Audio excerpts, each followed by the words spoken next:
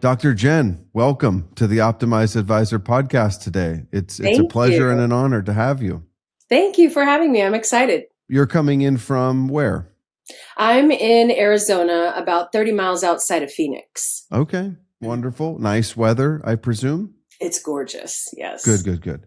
You probably know the whole vortex going on that's, going out through part of the country. Have you heard about this? Yes, The I polar have. vortex? My girlfriend is there in the DFW area and posted about it. I was like, holy crap. Oh yeah, of that's course. Texas.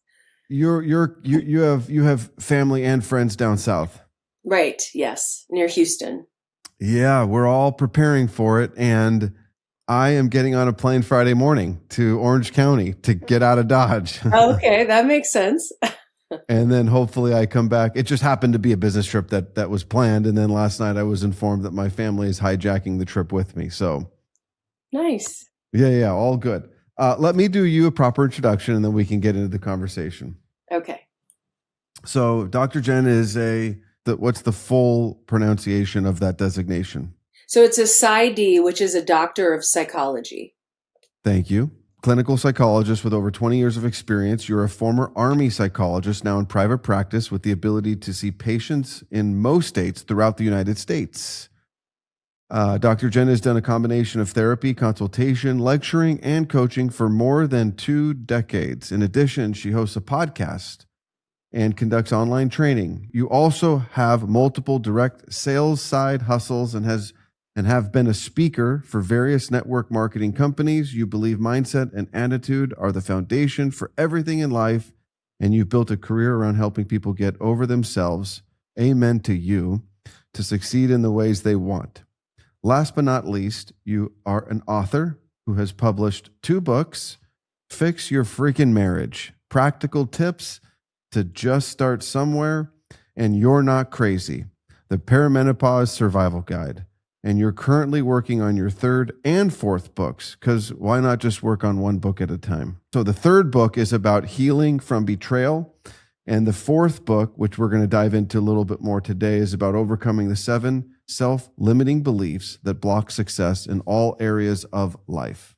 Yes. Tell me a little bit about that journey and you embarking upon your career of being an author. And in particular, I ask that because many advisors, as they get to a point in their career, usually the level of significance, and when they start to think about what they want their legacy to be and to look like, and what they'd like to pass on to the next generation of advisors, is when they really start to think about becoming an author themselves. Some do, some don't. Some are completely overwhelmed by the thought and the process and never really do it. And so I'm always intrigued by somebody who's empowered and motivated to become an author and write a book. So the first book, the marriage book, started as a podcast episode, actually a 3-part podcast series on my podcast, The Psych with a Mic. And I just... Mm-hmm. Having worked with couples That's for great. The Psych with decades. Yeah, a friend of mine gave me that title. So I put together this series after having worked with couples for a long time, and wrote out the 3 podcast episodes, did the podcast. And as I was doing it, I realized, I actually have a lot more to say about marriage, having been married for a couple of decades and having worked with married couples for the same amount of time. I realized I had a lot more to say. So I took the podcast and then just started fleshing it out from there. And before I knew it, I was in the midst of a 76,000 passion project. 76,000 word passion project. Wow. So I turned it into a book because why not? Right? I work 4 days a week. I see 7 people a day. So 28 patients per week that I'm reaching. And I thought, books are a great way to reach a lot more people. Mm-hmm. So the book details the protocol that I use in working with couples. It really invites couples to do a deep dive into their own issues and how they bring that baggage with them into relationship, because We all have baggage. Some people have, carry-ons, other people have cargo ships, but we all have baggage, right? Right. So it Some just travel lighter than others. exactly. So it just made sense to turn it into a book. So I did that. And then I loved writing. I would love to make a living at writing. So I the next book is Perimenopause, which is the journey that I'm so fortunate to be on right now. And it's been a challenge with Mhm. all of the things that that does to a woman. And so I thought, I've learned a lot working with different providers and digging into research and things like that. Let me turn that into a book and help, again, more than 28 people a week. So that's how it started. Just the first one was a podcast. I loved it. And now I'm on repeat. I took away some of the summary of the books that you've authored, and I'll just make a couple statements, and then let's unpack it for a minute before we get into your fourth book. Have you titled the fourth book yet, Um, or is it still a secret? it's not a secret. The Okay. working title is Get On With Your Life. Get on with your life. Okay. Yeah. Until we dive into getting on with our podcast to talk about getting on with our life. Look, marriage is two heads in one relationship, and that math doesn't always add up, i.e., work well. Mhm. And if your marriage is perfect, you're lying to yourself and you can't be helped.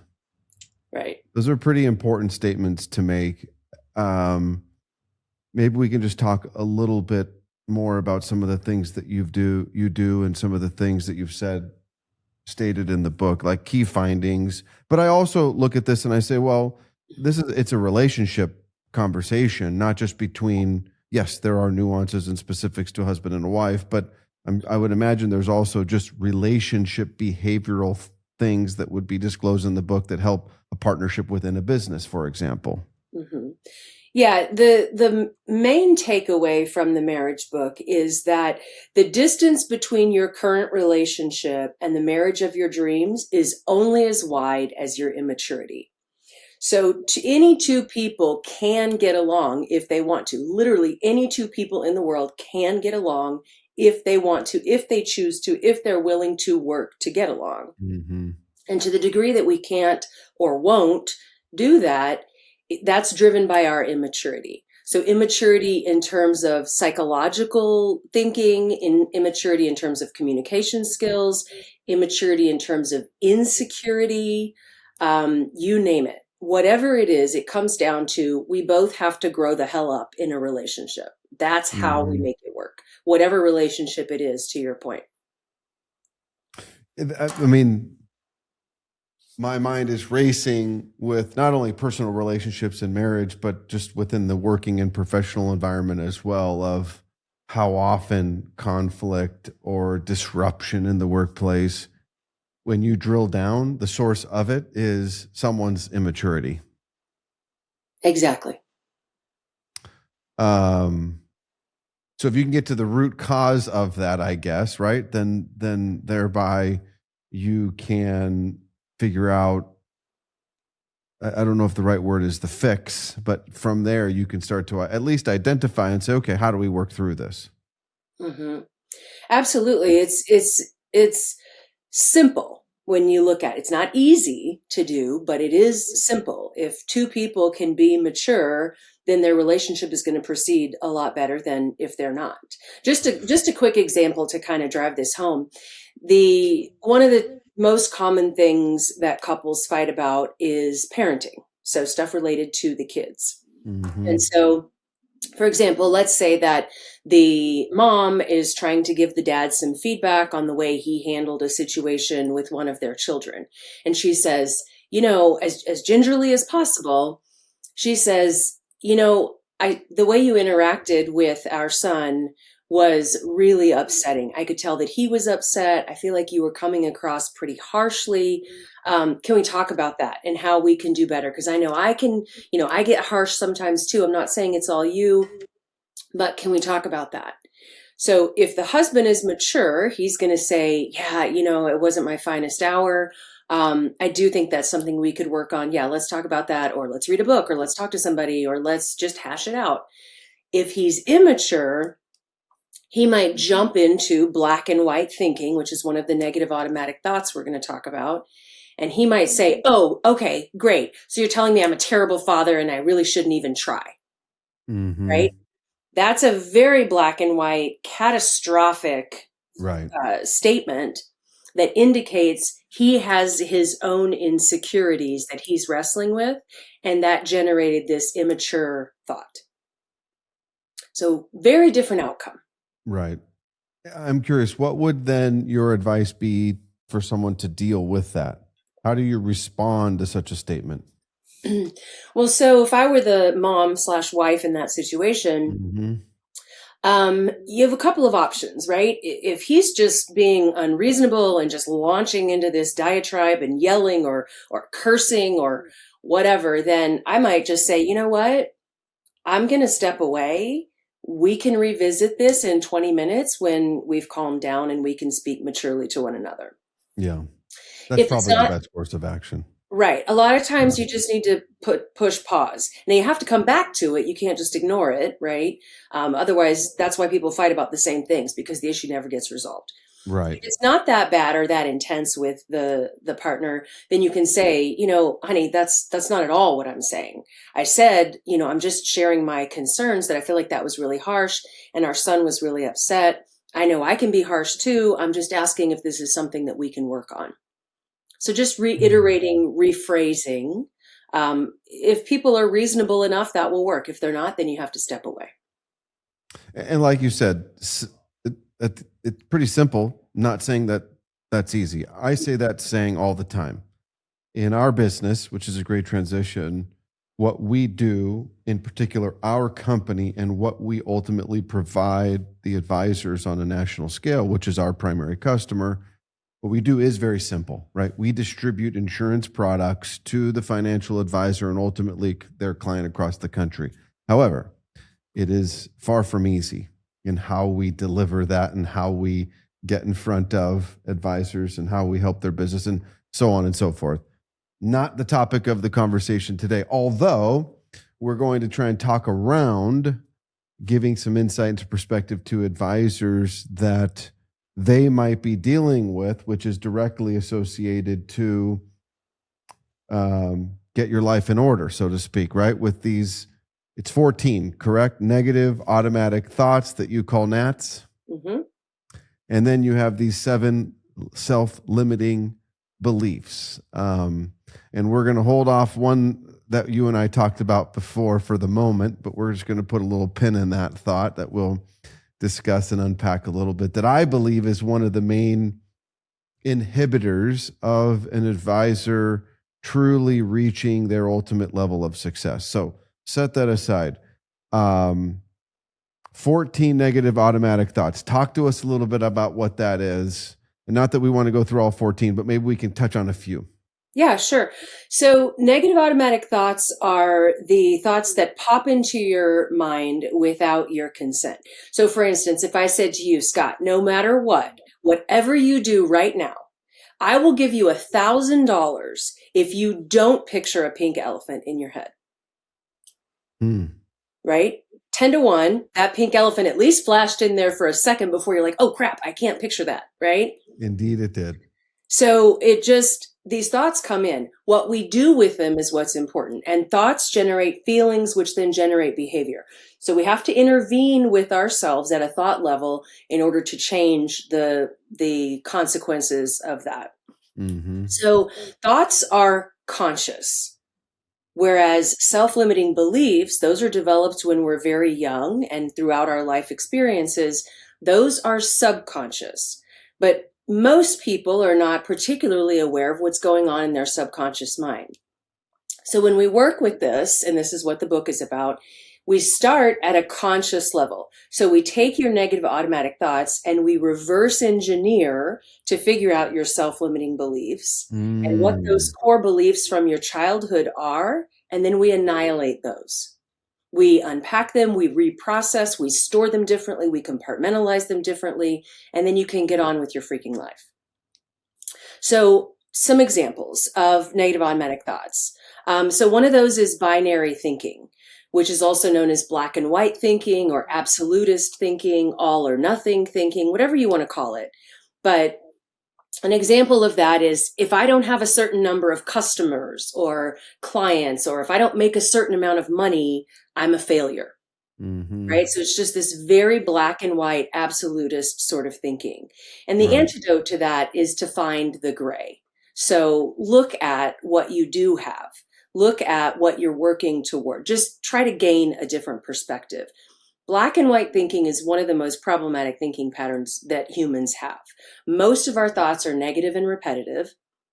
So we have to intervene in ways that dispute the negative thinking. Mm-hmm.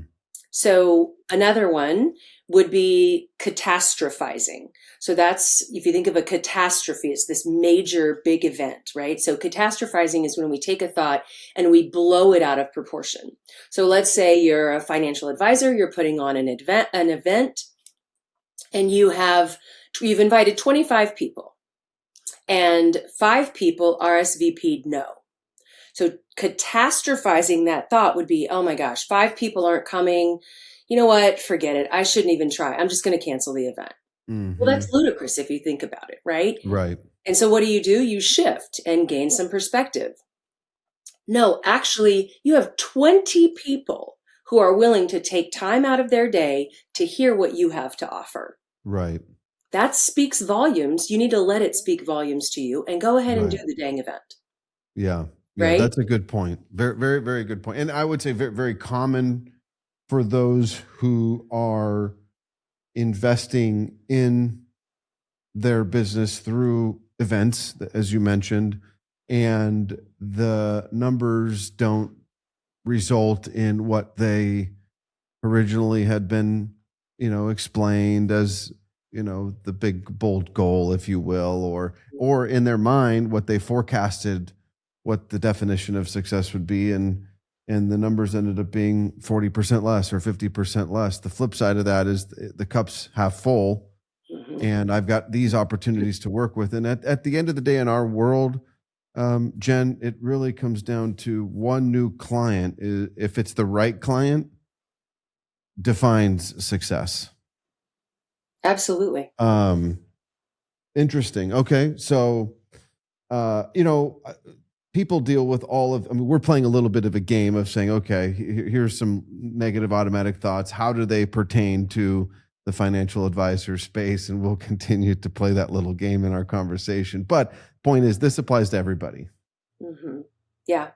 So I have one more, and that is discounting the positives. So that might be something like, if you got a new client and you said, well, it's a great client, but I only got this client because someone referred me to her. Mm-hmm. Right? And just discounting the positives and discounting your own merit. So we want to shift your perspective on this and say, well, hold on a second. First of all, it's a great client. Let's rejoice in that and be happy about that. Secondly, you still had a role in securing that client, because we know this is all about relationship and rapport. And if that person didn't like you or didn't believe in you or trust you, they wouldn't have gone with you.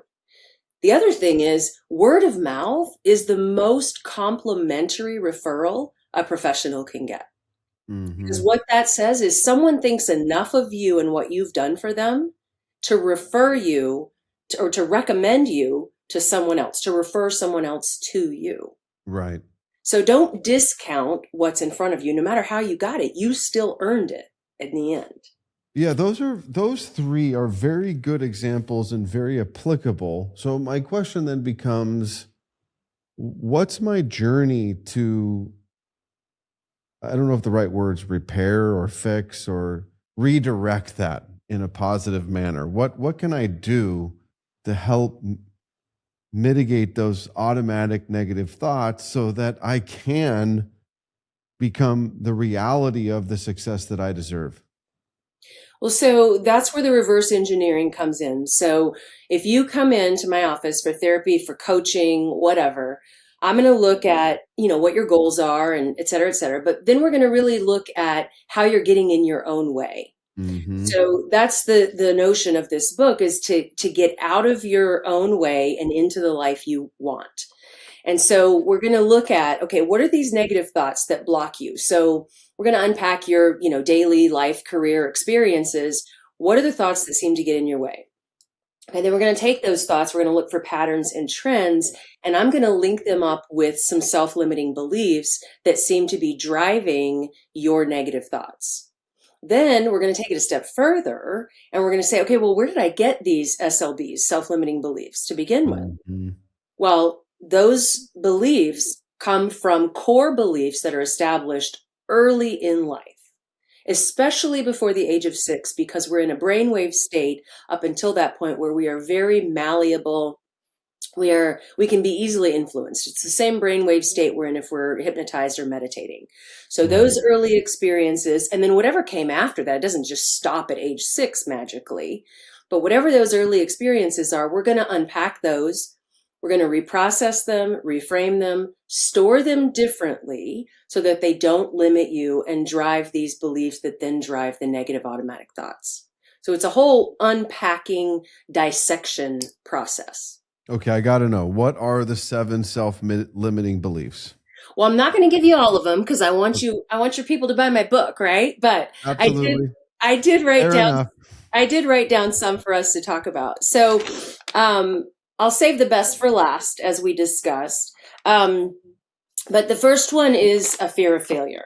So that's just believing that you are a failure. You're not going to do well. And that translates into not putting yourself out there, not, doing what you need to do to market your business, whether that's going door to door, hosting events, or, reaching out to friends and family, starting somewhere. It's also this belief that you'll always be this way, that you can't do anything different or can't do anything better. So fear of failure is one of them. Another one is fear of greatness, which is really ironic. A lot of people have a hard time understanding this, but it's actually really common. Plenty of people fear that if they become successful or wealthy or famous or all of the above, what are other people going to think?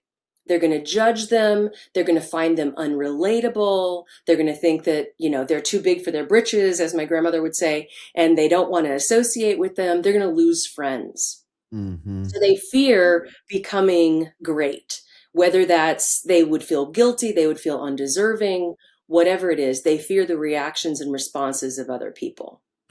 Could it also be a situation where, if that were to happen to me, then there's this whole host of responsibilities, this new world that I'm responsible for, that I need to keep up with and uphold? So that moves into the third one, actually, which is fear of success. Okay, yeah, yes, that's exactly that great description. Yes, got it. They are very closely linked. I mean, all of the self-limiting beliefs are similar in the sense that they relate to a fear of not being good enough to be, do, get, achieve, accomplish whatever it is in your life that you're after. Mm-hmm. So that's the uniting force. Fear of success specifically is based on two things. So what will it cost me to set the standard, in other words, to succeed at the level that I want? And then, am I going to be able to maintain it? So there's the establishment and the maintenance that both can play a role in that fear of success.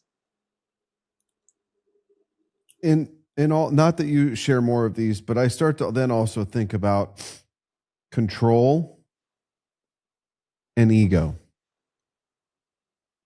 Where does that do either of those play a role in any of this, whether it be the 14 nats or the 7, I'm going to call them SLBs, or is that just kind of getting deeper into my psyche?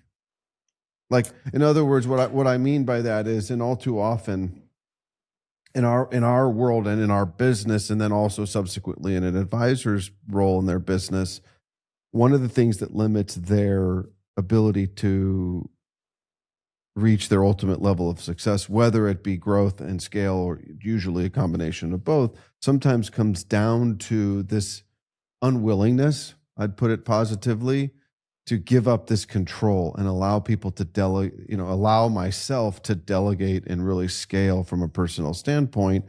It, indirectly, sometimes it's tied into ego. Like, everyone needs to know that I'm the person and that I'm doing all these things, and all they're doing is really inhibiting their future ability. Yeah, that's a very well stated. I mean, a lot of it is people need to know that I'm the person, I'm the one. The other thing is there's this fear related to control. There's this fear that if they give up some of these things that they're trying to control and they delegate, then other people aren't going to do as good a job, right? If Mm-hmm. you want something done right, do it yourself. So that's another fear that's in there. And I think, the antidote for that is just to make sure your people have, first of all, make sure you vet them very well and interview them well and, understand them well before you hire them, but then also that you train them very well. A lot of people, not just in the financial advisor space, but just in general, they hire people. I mean, we see this in big corporations and even mom and pop shops where they hire people and they kind of throw them to the wolves. Like they just expect them to figure it out. They don't really give them adequate training. So there Right. are ways, I think, that people set themselves up for failure when they hire other people. So there's that piece. And then there's, yes, the control piece of, I need to be the person. I need to be the mouthpiece. I need everyone to see me and know me and love me. And then there's the piece of, these other people aren't going to do a good job, or I don't trust them with, when it comes to your lane, you're dealing with other people's money. It's not just your own money. You're dealing with Right. other people's money. And so Right. that can be really scary. And That's so true. I think there's some trust issues, like you're entrusting other people with other people's money. And these are clients for whom you're responsible. So that's scary. I Yeah, think so a lot of that goes back to what you said. It's really, I've got to really drill down to the core of my being and back to my quote unquote beginning. Mhm. That's hard. Sometimes very, very hard for people to do. What do you say, or what advice can you give someone listening so that they can take some steps to begin that journey? Well, I'm obviously a huge advocate for therapy. I've been doing this for a very long time. I see people change and grow and evolve every single day. So, excuse me, I'm a huge fan. I think everyone should be in therapy. I'm obviously biased, or executive coaching or business coaching or whatever. We weren't put on a planet of over 8 billion people to go it alone. Right. So ask for help, get some help, open your eyes to some help, whether that's therapy, coaching, reading a book, doing some online training for how to get over yourself, whatever it is. Don't try to do it alone. That's the first piece of advice. Beyond that, I think what people can do is they can work on really identifying what their negative automatic thoughts are and when they seem to come up, what seems to be going on for them. And then in the book and in the online training that I currently have, I have several different questions that you can use to get in the habit of disputing those negative automatic thoughts. So I'll give you one of those. One of those is, where's the beef? So I don't know if you remember the Oh Wendy's yeah, commercial. Okay. Wendy's baby, Wendy's Little commercial, the old Clara lady. Peller. Yeah, her name's Clara Peller, white-haired lady, like 4 foot nothing, and just a little baddie, right? She Hmm. comes driving around tires squealing around the corner to get into the Wendy's, and then she's like, "Where's the beef?" So I tell people, go back on YouTube, watch Clara Peller, and use that as your reminder. When you're having a negative automatic thought, ask yourself, where's the beef? In other words, where's the evidence for this thought? So if we go Hmm. back to the negative automatic thought of, I only got this referral because it was a word of mouth. I only got this client because it was a word of mouth referral. Where's the evidence for that? Right. Because I could send you 15 clients and maybe you don't secure any of them, right? Maybe you're not good at your Right. job. That's You exactly still, right. just because someone sent someone to you doesn't mean it's an automatic. Same thing for me. Someone could refer a patient to me that patient gets in and realize, she's not really my people. There's just not a fit. I can't see myself working with her. Right. Yeah. And Or being they okay with refer them to me and we are rolling like gangbusters. So right. where's the beef? Asking yourself, where's the evidence for whatever the heck this negative automatic thought is that's rolling around in my head? That's very That's good. one of Yeah. the strategies that you can use to start disputing the gnats. Yeah. I think that's a very good advice, good perspective. Look, as you said, going it alone is probably the path very few can take. And even if they can, the question becomes, are they better off having somebody who's really investing in, I'm going to say, an unbiased understanding of who I am? And then the other part of this is also accountability. It's not any different than reading the best practices book on how I build the most successful business in the world, but just reading it does what? Yeah, it gives you knowledge, but if you're not going to do anything with it, why bother? Hmm. I see that a Having, lot. yeah, People, go ahead, people, go ahead. people go through personal development and they go to a seminar, whoever it is, pick somebody, doesn't matter, and they go to a seminar, they take copious notes, and then they come home and throw that spiral notebook in the drawer and they don't do anything with it. People aren't going to activate personal development if they haven't experienced a paradigm shift on the inside. So mindset is what you're being generally given in personal development training. Mindset coaching, mindset change, mindset shift.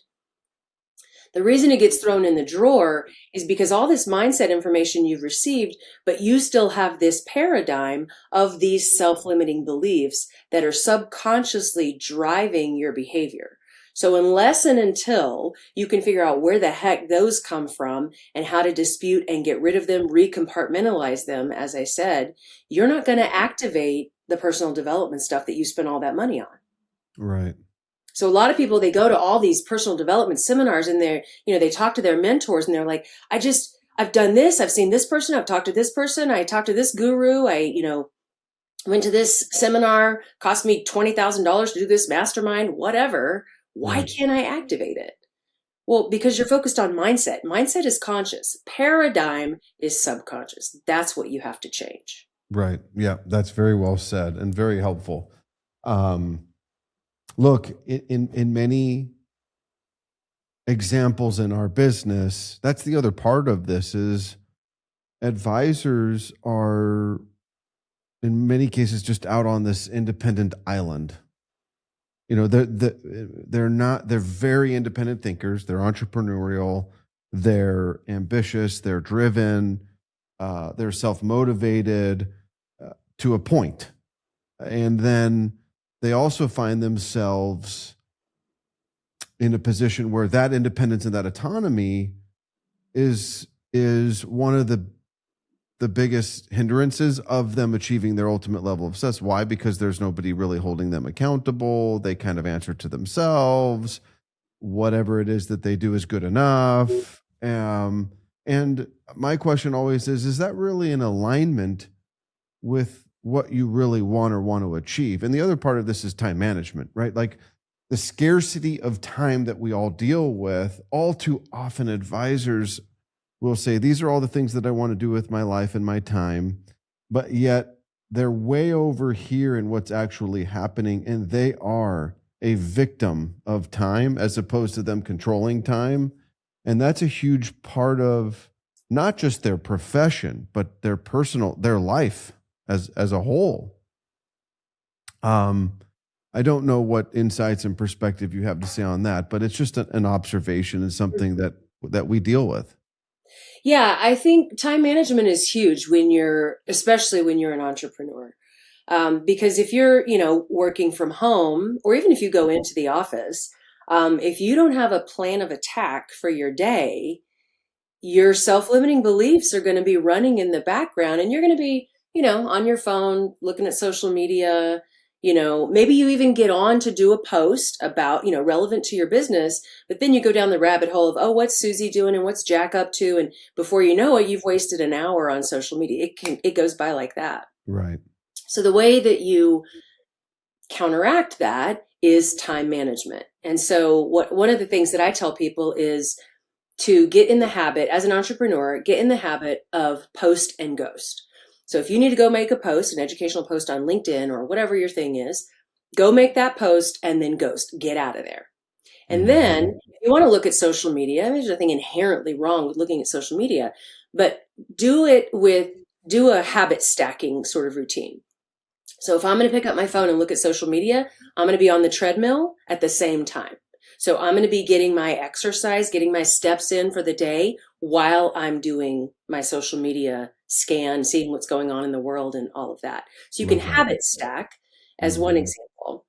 Another thing is to create structure and predictability. So a lot of people, again, self-limiting beliefs are running rampant. It generates anxiety for them, which is just another way of saying fear. So anxiety, stress, overwhelm, whatever you want to call it, it's another way of saying fear. So that means that a self-limiting belief is in charge. Well, the antidote for anxiety is control. So you have to stop and think, how can I control what's the time that I have? How can I control my environment? So for me, I have appointments every hour on the hour. Right. So that keeps me accountable, right? But for people who don't, you build structure. You can do time blocking. You can, do these things in the morning, then take a break and make sure you're eating and hydrating, and then do these things in the afternoon and build in some self-care, build in some exercise, like create a schedule. And the schedule for every day may look different because of various responsibilities or obligations, but every day you have a basic schedule that you follow.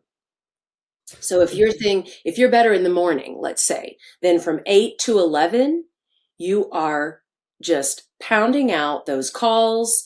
You're building your social media posts and scheduling them out. You're reaching out and doing networking, whatever that needs to look like. And then the afternoon, maybe you use that for administrative tasks or whatever. So figure out when you are on, whether that's morning or afternoon, and then build a schedule around that. That creates accountability. It also creates predictability, which is a form of control, and that helps with the anxiety.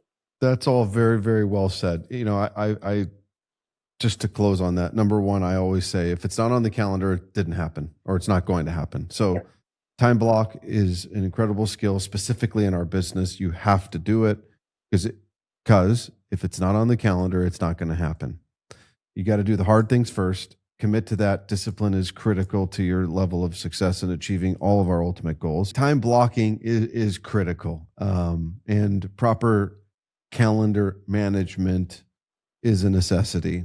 All of that is very, very well said and stated, and it's easier said than done. Like you said, what in the very beginning of all this, and we can wrap up here shortly, is simple, not easy. Mm-hmm. Those two words don't go together. They're independent of each other, and that's okay. Mm-hmm. Understand basically how to do the hard things so that your life can be easier and you can ultimately achieve your goals. Eat the Frog. It's a book. It's a book about yes, that's right. Yeah, about doing the hard things first, getting it out, getting it over with, getting it out of the way. One of the, and I don't mean to go completely off topic, maybe it's not, but one of the most impactful books, which was probably the simplest, most simple adult book I ever read, was How to Fill Your Bucket. And the most important lesson, which my wife and I live, I would say, it struck a chord for us. And certainly as you get older, time becomes the single largest constraint that we have. You end up having, more of it in the rear view mirror than in front of the windshield. And the value I would just project to everybody of the book and the lesson learned is take the time to really think and reflect who in your world matters most and fills your bucket. And all too often, I think people surround themselves with people that just drain the bucket. They are a siphon of energy and drama and all of those things. And don't let that be. Do not let that be, because it infiltrates its way into so many other elements of your life and your psyche. Absolutely. Yeah. I call it getting sucked into the vortex of other people. Oh So gosh, it's so hard sometimes. yeah. And I think, the antidote for that is boundaries and honesty. Honestly conveying to these people what you're observing, speaking from a factual place, speaking from a place of concern, and then just setting your own boundaries, whether you explain it to them or not, or if the relationship even warrants that or not, but just setting those limits in your life, establishing a perimeter around yourself to protect your energy. And it is easier said than done, but It is easier said than done. And all of these semi-limiting beliefs and these negative automatic thoughts, I mean, getting into that repetition of kind of training yourself is that's really what we're talking about here. But it really starts with getting the understanding. Where is this coming from? Why am I doing these things? Breaking those chains so that you can become whatever it is that you want in life, or your profession, or as a father, as a husband, all the things, right? yeah, a cycle breaker, a chain breaker, I mean, whatever you want to call it. It's a matter of overcoming your own stuff and getting out of your own damn way so you can get into that life you want and deserve. I love it. So, Dr. Jen, if our listeners are saying this was great, I need some of this in my life, where do they go to help themselves and or get connected with you? I'm all over. I'm all over the socials. On Facebook, it's Jennifer Bellingrat. On YouTube and TikTok, it's Shrink Think, or Shrink Think with Dr. Jen. My podcast is The Psych with a Mic. Books are all on Amazon. You can search by my name. I'm everywhere. Okay, all of that's going to be put into the summary of the episode. We'll put some hyperlinks with there to make it easier for everybody to gain some access. We look forward to, what is the timing on when you will release the fourth book? I'm trying to release the third one right now. So God willing, that will happen in February. That one's on betrayal. It's called Get Over It. And then the fourth one, there may be another one that comes in on indecision, people who struggle to make decisions. And so the SLB's book actually might end up being the fifth one. I haven't decided. I've got a lot of irons in the fire. Wow, good for you. Yeah. That's so fantastic. Sometime within either this year or the fifth one might go into next year. But the training that the book is built around is actually on my training platform, which is the psychoeducationacademy.com. So the course is called the Belief Reset. So it tackles all of the negative automatic thoughts, all the self-limiting beliefs, digging into your history, figuring out how the heck you got to think in the way that you think, and then what to do about it. So that training is actually the core of the book, and that's already available at the Psychoeducation Academy.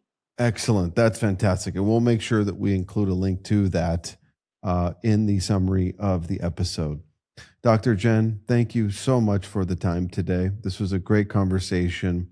Hopefully we can, if we can just help one, right, then we're doing a good thing. Mm-hmm. Yeah, my pleasure. Thank you for having me. Till next time. Cheers.